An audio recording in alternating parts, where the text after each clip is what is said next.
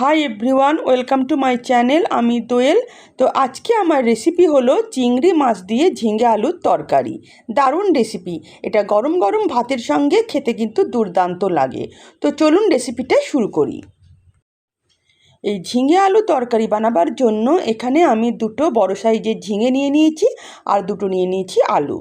তো এগুলোকে আমি প্রথমে খোসা ছাড়িয়ে ভালো করে পরিষ্কার করে ধুয়ে নিয়ে কেটে বেছে আবার ফিরে আসছি।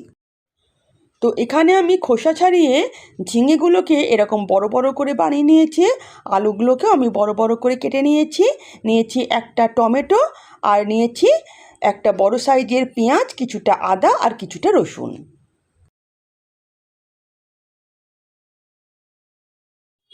এবার আমি একটা মিক্সিং জারের মধ্যে আদা, রসুন আর পেঁয়াজটাকে ভালো করে পেস্ট করে নেব।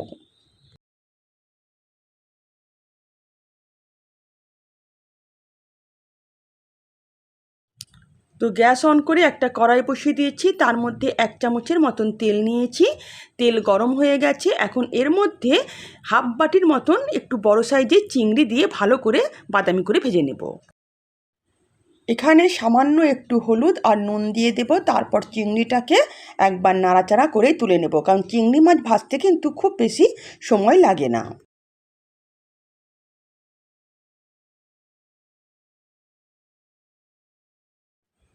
চিংড়িগুলো লালচে বাদামি করে ভাজা হয়ে গেছে, এগুলো তেল থেকে তুলে নেব।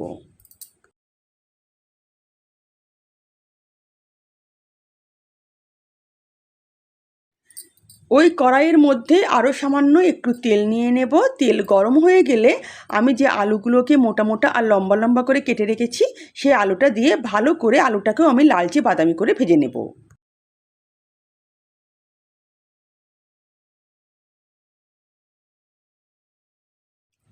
আলুর মধ্যে সামান্য নুন আর হলুদ ছড়িয়ে দেব।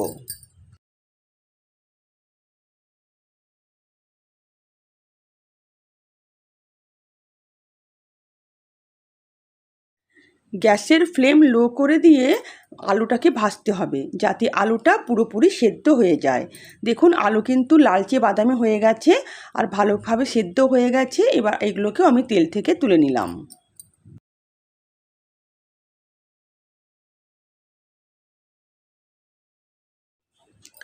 ওই কড়াইয়ের মধ্যে আমি আরও 2 চামচের মতন তেল দিয়ে দেব। তেল গরম হয়ে গেছে। এখন আমি আদা, রসুন আর পেঁয়াজের পেস্টটা দিয়ে দেব।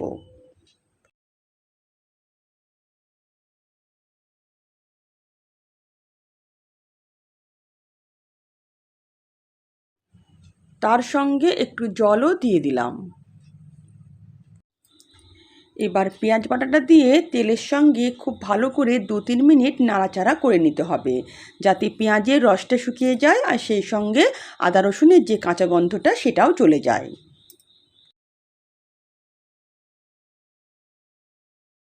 এখানে পেঁয়াজের মধ্যে জল থাকার জন্য পেঁয়াজটাকে কিন্তু খুব তেল ছিটকাচ্ছে, তার জন্য এখানে আমি হাফ চামচের মতন হলুদ গুঁড়ো দিয়ে দিলাম, তাহলে তেলটা কিন্তু আর ছিটকাবে না। এবার ভালো করে নাড়াচাড়া করে আমি কিন্তু পেঁয়াজের জলটাকে পুরো শুকিয়ে নেব। 2-3 মিনিট নাড়াচাড়া করা হয়ে গেছে। দেখুন, পেঁয়াজের জলটা শুকিয়ে গেছে, আদা রসুনের কাঁচা গন্ধও চলে গেছে। এর মধ্যে হাফ চামচের মতন লঙ্কা গুঁড়ো দিয়ে দিলাম, আর হলুদটা তো আমি আগেই দিয়ে দিয়েছি। তার সঙ্গে দিয়ে দেব হাফ চামচের মতন ধনে গুঁড়ো আর হাফ চামচের মতন জিরে গুঁড়ো। এখানে স্বাদ মতন লবণটাও দিয়ে দিলাম। এখানে সামান্য একটু জল অ্যাড করে দেব, যাতে শুকনো মশলাগুলো পুড়ে না যায়। তারপর ভালো করে মশলাটাকে কষাতে হবে। ততক্ষণ কষাবো যতক্ষণ না মশলা থেকে তেল আলাদা হয়ে আসে।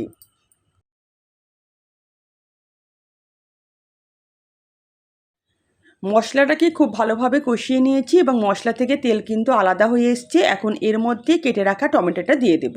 এখানে আমি একটা টমেটো ব্যবহার করব।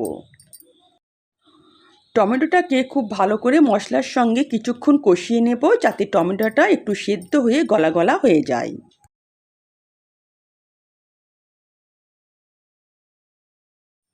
মশলার সঙ্গে 2-3 মিনিট টমেটোটাকে আমি কষিয়ে নিয়েছি আর টমেটো নরম হয়ে গেছে। এবার খুন্তির সাহায্যে আমি একটু টমেটোটাকে গলিয়ে নেব। তারপর এর মধ্যে কেটে রাখা ঝিঙেটা দিয়ে দেব। ঝিঙেটাকে দিয়ে 2 মিনিট আমি খুব ভালো করে মশলার সঙ্গে কষিয়ে নেব, যাতে ঝিঙেটা একটু তাড়াতাড়ি নরম হয়ে যায়।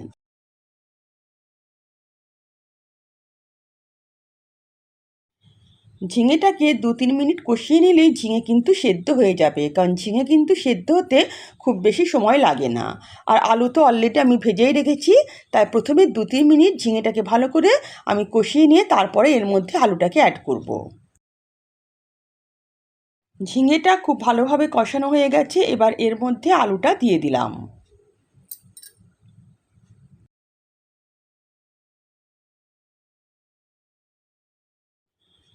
এবার আলু আর ঝিঙেটাকে আরও 2 মিনিটের মতন খুব ভালো করে মশলার সঙ্গে কষিয়ে নেব।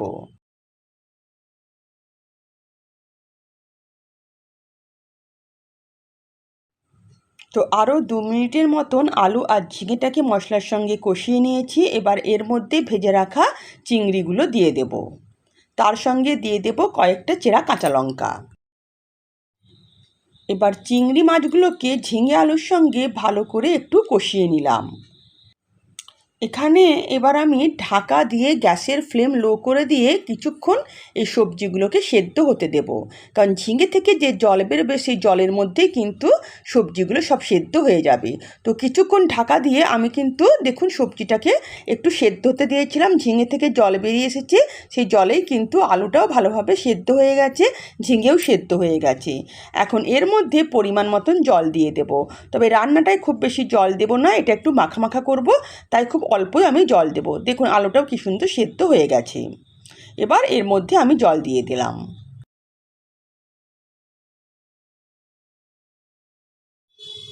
এবার খুন্তি দিয়ে ভালো করে একটু নেড়ে দেব।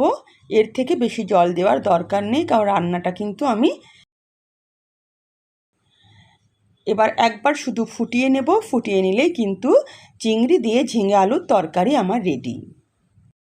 এখানে আমি ঢাকনা দিয়ে গ্যাসের ফ্লেম হাই করে দিয়ে এটাকে খুব ভালো করে একবার ফুটিয়ে নেব।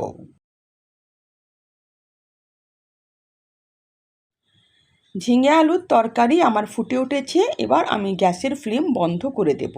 তারপর ঢাকনা দিয়ে এটাকে আরও 5 মিনিটের মতন রেখে দেব। দেখুন আলু কি সুন্দর সেদ্ধ হয়ে গেছে। এবার গরম গরম ভাতের সঙ্গে পরিবেশন করে দেব এই সুস্বাদু পদটি। তো যদি আমার রেসিপি আপনাদের ভালো লেগে থাকে তো প্লিজ আমার চ্যানেলকে সাবস্ক্রাইব করবেন আর পাশে থাকা বেল আইকনও প্রেস করবেন, যাতে নিত্য নতুন রান্নার নোটিফিকেশান সবার আগে আপনাদের কাছে পৌঁছে যায়।